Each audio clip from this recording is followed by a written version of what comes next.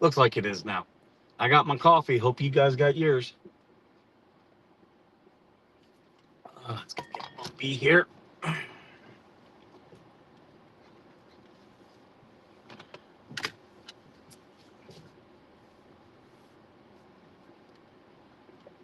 All right, there we go.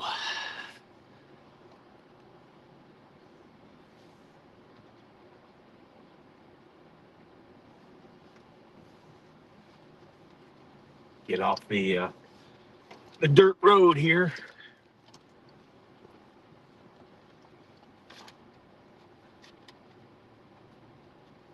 It's all bumpy, all kinds of bumps.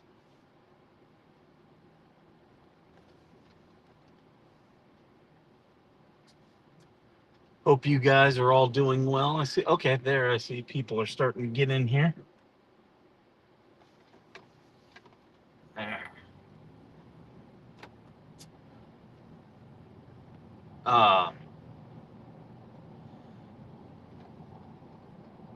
don't know if there's anything you guys want to talk about. There is one thing that I started seeing online this weekend. I don't want to out the person, but they were talking about advice. They were asking for advice. Uh, this individual, his brother, hey, good morning, Stacy. Good to see you.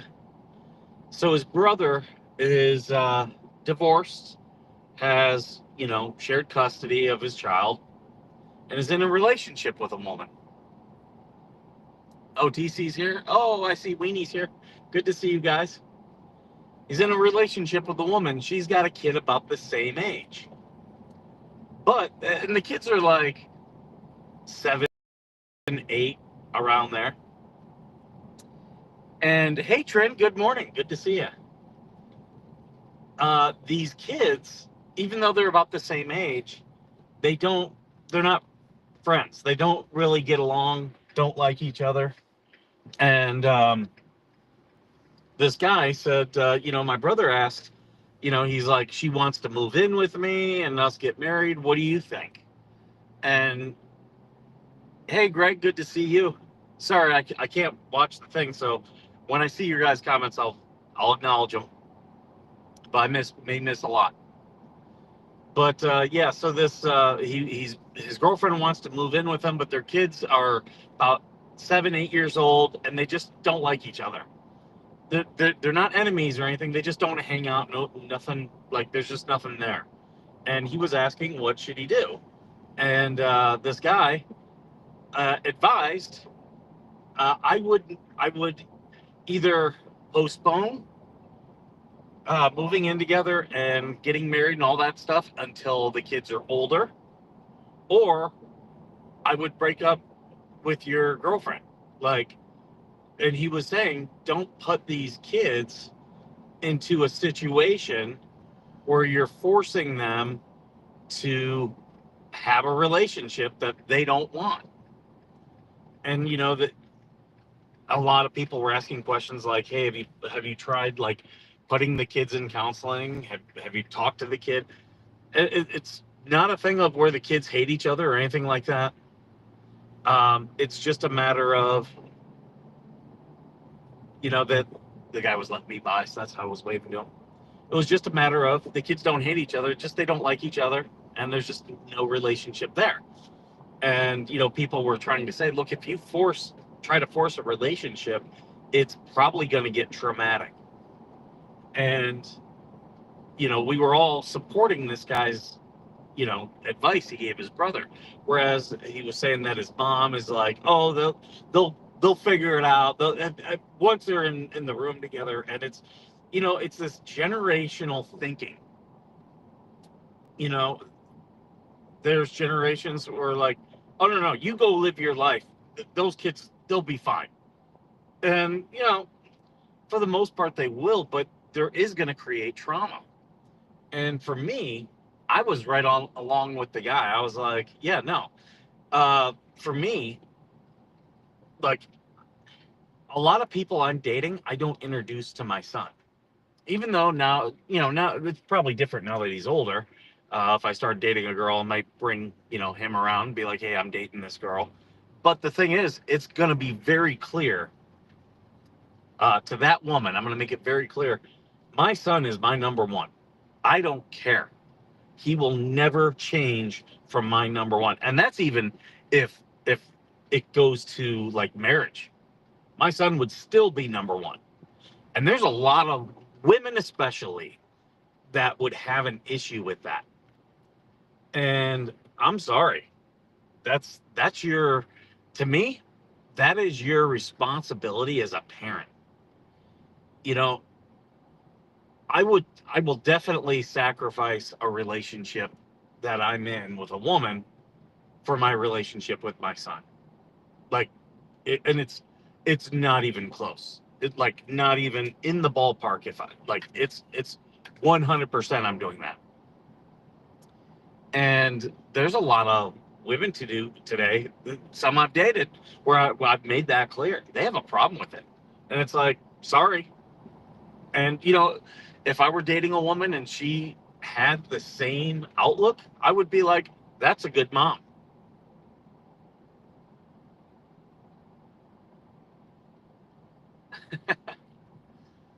Uh, yeah, like putting, you know, you got to talk to your kids, and like, I just don't get these people that's like, no, they'll deal with what I choose, and it's like their feelings should matter. Well, I'm not specifically bitching about women. I'm just saying that I see this with women a lot where they have an issue with things. Um, but there are men out there too. But yeah, women seem to, yeah, and I think a lot of it is because a lot of women are out there looking for security. Like they're looking for a man to take care of them. And I'm sorry, like you want biggest way for a woman to turn me off is to be like, oh, I need someone who's going to take care of me. I, I am not looking for someone to take care of. I've got a kid. I've got a kid. I'll take care of my kid. That that is that's part of my deal.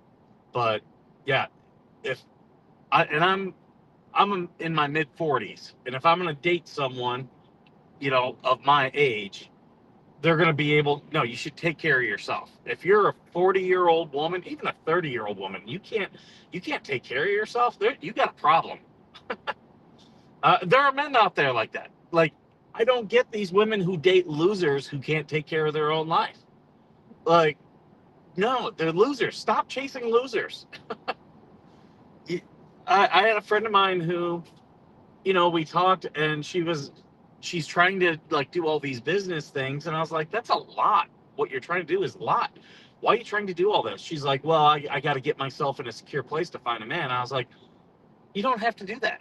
And she was like, oh no, these guys, they want a man who makes this, or a woman who makes this amount, and this. I was like, I'm just telling you, ladies out there, if you're single and a guy cares about how much you make, that's not a guy you should be dating. Now, I care about a woman being able to take care of her life, be a good mom, pay her bills. But I don't give a shit if she doesn't make a lot of money. I don't care. And any guy that does is looking to see how much of that money he can get. And this is how women end up with losers. So I'll even give the women good advice. Don't date losers. If a guy cares about how much you make, I just care that you're not coming to me and need me to pay your bills. Like that's not my job. Sorry.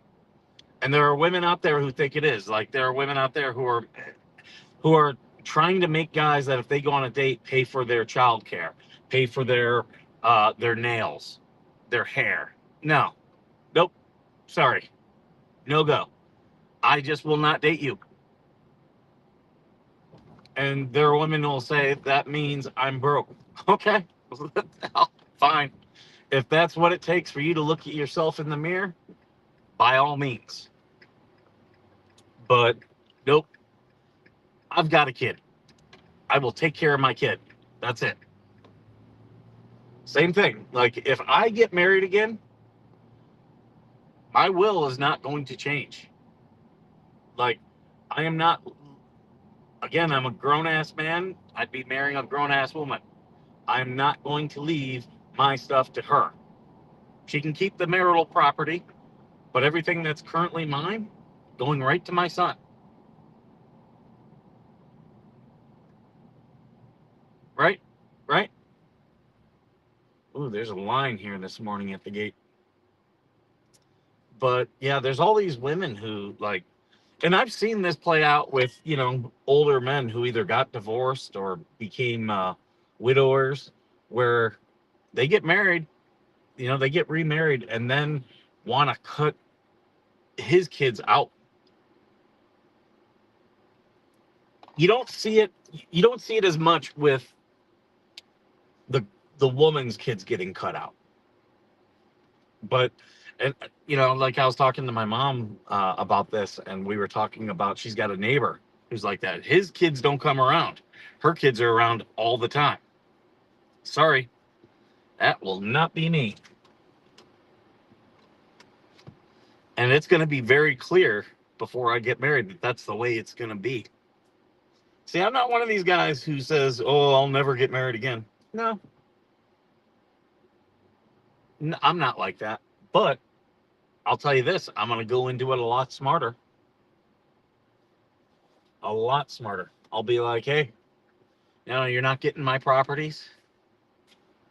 Yeah, I want a man. I don't need a man. Yeah, I don't want any woman to need me. I want a woman who wants to be with me." Because the thing is, if you do that whole need shit, things change. What happened when those needs go away? Oh, now I don't need you anymore, and I'm going to discard you. That's exactly how I see it, because I've seen it. I've seen it. Trust me. Women end more marriages in this country than women, and they will, if they ended a first marriage, they're going to end a second marriage. Don't even question it. Like, they've been through it, and they'll go through again. So, yeah, but yeah, with this guy, I was all along, I was right along with him. I was like, dude, I think you're 100% correct. Don't put kids in traumatic situations. Like, if you do want a future with this woman, then you and your kid need to be in therapy now, talking about it, listening to what boundaries the kid wants. Absolutely. Single for life? Maybe. I'll take it. Does not bother me one bit. Not one bit. There. That seatbelt felt a little bit low on me. But yeah. So for me, yep. I am not going to hoorah. Thank you for being here. Oh, it's a Semper Fries, not Semper Fi. That's funny. I'm a veteran anymore. I can't PT the way I used to. That's okay. What gets me is people try to lump me in with those morbidly obese pieces of shit. No, thank you. Like, like Kathy. Kathy is, I guarantee you, Kathy's not going to her doctor, because her doctor would say, look, you are morbidly obese and you are going to die. And don't get me wrong, my doctor gets on me about my weight. He absolutely does. It's like, hey, you got to lose weight. Am I a jarhead? Yes, I am. Do you listen to Sarah McLachlan? I mean, I've actually seen her in concert. I wouldn't say I'm like a huge fan. I got free tickets to that concert. But, you know, it is what it is. I'm driving onto the base right now. Huge line. Huge line. It's funny how much the line changes depending on which gate guard is working. There's a dude sitting outside of his car, but he's outside of the gate like he left. It's an old Honda Civic, like a 1980s Honda Civic. Are you mad at me? No, I'm driving. I can't see all your comments. I got to pay attention to the road. But yeah, back to this guy. Like, I don't get parents that don't put their kids first. I just don't get it. I'm not saying you got to be a helicopter parent. I was in '02 to '06. I came in January of '02. January 20th is when I put my feet on the yellow footprints of Paris Island.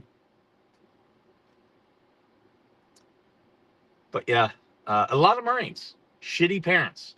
I'm like talking about like how they, I'm not saying beat their kids, but they definitely spank their kids, which, I don't have a problem with necessarily. I just think there's a lot of people who probably shouldn't spank their kids because they don't have control of their emotions. I've never had to spank my child. I'm not saying I wouldn't, but he's never, in my view, rated it. All right, let's see what these guys are doing up here.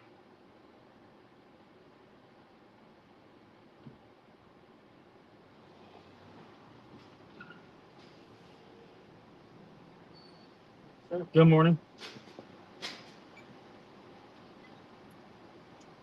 Good day, sir. Take care.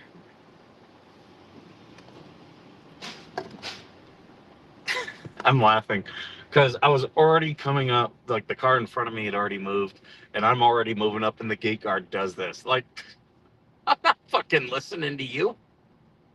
Car in front of me moved. I'm pulling the fuck up. That's what's funny those are those little things about leaders and authority.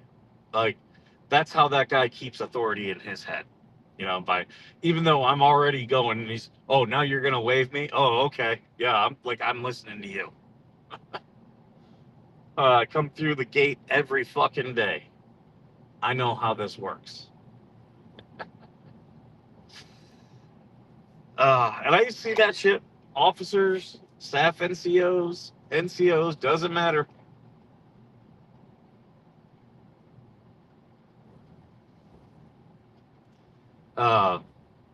There are little tricks, though, to leadership. Um, you know, I didn't get a hey baby girl. Well, that's because I'm driving.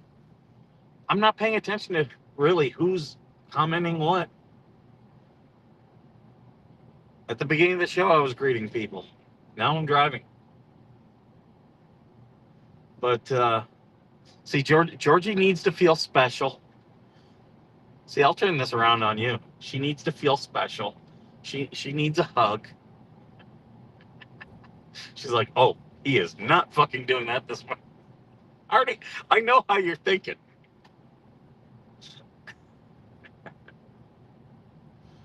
How long before she just types bite me?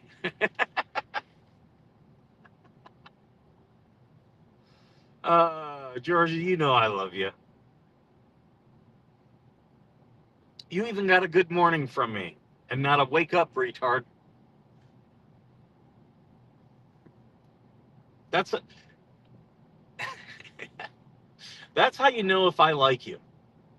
It's not me sending good morning messages. It's me being like, hey, dipshit. I used to come into my office and I'd look at my Marines. I'd be like, hey, good morning, retards. And I'd sit down. And I had this captain who pulled me into his office. Now, this guy, he thought he was Billy fucking badass. He thought he was a hard ass. Pulls me in. Hey, we need to talk. Now, I'm probably 10 years older than this guy. I've been in the Marine Corps probably 6 years longer. And he's like, I noticed you come in every day and say, good morning, retards to your Marines. I'm like, got my coffee. I'm like, yeah, what about it? And he's like, you don't think that's unprofessional? I'm like, oh, it's absolutely unprofessional. I go, but I also have a relationship with those Marines. And he's like, are you telling me fraternization? I'm like, no. We have a working relationship. We have an understanding. And he's like, well, you need to knock that off. I was like, no, I'm not. I am not. I will not change my leadership style for anyone. And I learned that as a very young Marine. Whatever your leadership style is, fucking embrace it. Embrace it. Because I say the Marines, but really any of your subordinates, if you're faking the funk, they're going to know in a heartbeat. They'll know if you're a faker, and they're not going to respect you. But I will wear all of my bad shit on me, but people are going to respect me, especially as a leader. And he was like, well, you have this this way with your Marines. I go, yeah, I do. I go, and I could say to you, you're constantly yelling. And he's like, yeah, because my Marines are listening to me. I was like, this is a small office. I go, do you think you need to yell at them? He's like, well, they're going to do what I need to do. I go, okay, let me just use this as an example. What if the CEO says, I need this done right fucking now? He's like, I'm going to come in and yell at him and tell him, get it fucking done. I go, okay. I go, but how is that different from normal? No notification? Yeah. Sign up for notifications on Rumble. Rumble does a much better job. And I simul broadcast. Get the notifications on Rumble, then just come here to YouTube. But I go, yeah, you yell at your Marines every single day. Hey, April, good to see you. You yell at them every single day, and now you need something done, so you're just going to yell more and louder. And he's like, yeah. I go, eventually you're going to lose your voice. I go, that's not my leadership style. My leadership style is I come in, I'm very friendly with my Marines. They know I care about them. I do ask them about them, ask about their families. I go, and I don't yell. As an officer, it is not my job to yell. That is a staff NCO job. That's the way I see it. And if I wanted to yell, I would have became a staff NCO. I wouldn't have became an officer. And I go, but here's the difference.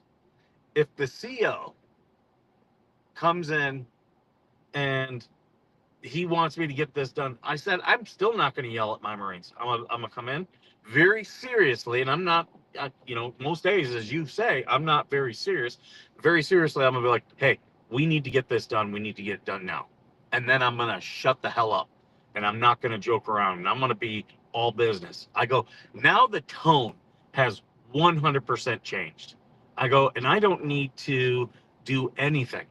I don't have to expend any of my energy to get that tone across. They know, and they're going to adjust themselves appropriately.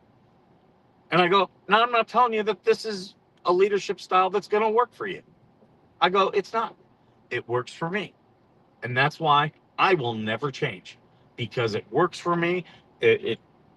I've never had an issue. I'll give you guys, I was going to do this story, and I still will do it in a separate video. I had one young Marine. They came in, a corporal came in and told me and the gunny, hey, this Marine says he's not going to listen to what I say. And I was like, what? He's like, yeah, he says he's not going to follow my orders. I said, why? And he goes, because I've never been deployed. I go, okay. And the gunny's like, oh, fuck no. I'm like, gunny, I got this one. Send that Marine into me. So the Marine comes into me, and the gunny's sitting there, and I just told the gunny, I said, beforehand, I said, just sit here quietly. I go, so you don't want to listen to my corporal? He's like, well, in all respect, sir, that corporal's never deployed, so I shouldn't, he doesn't know what he's doing. I was like, oh, okay. I go, I understand this is a problem for you. And I said, I get it. I have a solution for you. I said, what I'm going to do today is I'm going to call the G1, and I'm going to get you an individual augment, and we're going to get you deployed. And you're going to deploy as an augment. And you're going to go to Afghanistan, because Iraq was done. Afghanistan was the only thing going. I go, you're going to go to Afghanistan, and you won't have to worry about who to listen to, because everybody will have been deployed and will be deployed. So this is going to be very easy for you as to who you should take orders from. And this kid's face drained, and he was scared. I'm like, okay, so go ahead, go about your day. And the kid leaves, and the gunny's like, so sir, are we gonna be down a Marine? I'm like, oh gunny, I don't have that kind of power. I go, the G1 would probably be like, who's this captain that's calling us?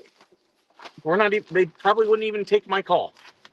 I go, but that he's scared he's gonna be deployed. I go, and trust me, he's gonna listen to the corporal from here on out. Won't be a problem. And we had a good laugh about that. But yeah, good leadership lesson there. Sometimes giving them what they say they want is the solution because it's not what they want. I spilled a little bit of coffee here. Let me get this all cleaned up. Same thing, this fucking sand out here. I got to get a thing for on my dashboard. All right, guys, I'm going to get going. Thank you all for being here. And as always, thank you for being worth serving.